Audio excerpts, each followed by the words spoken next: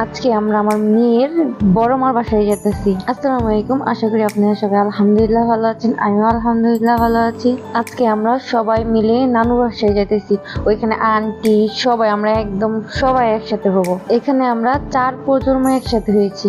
বিয়ের আগে যখন ছোট ছিলাম তখন নানু বাসায় ঈদের পরে স্কুলের ছুটি পেলেই নানু বাসায় যেতাম, আর এখন শ্বশুর বাড়ি থেকে ছুটি পেলে বাবার বাড়ি আসি বেড়াইতে। আসলে কি, মেয়েদের নিজস্ব কোনো বাড়ি হয় না, কিন্তু আমার একটা স্বপ্ন আছে নিজের কিছু করার, নিজের একটা বাড়ি করার। জানি না করতে পারবো কিনা।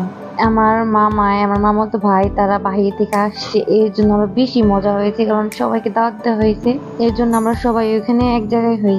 এখানে একটা ব্রিজ ছিল অনেক পুরনো, সেটা ভেঙে ফেলেছে আর নতুন করে ব্রিজ তৈরি করা হচ্ছে, তাই আমরা রিক্সা নিয়ে একটু ঘুরে যাই। আমাদের ছোট সময়ে কত স্মৃতি জড়িয়ে আছে নানু বাসায়।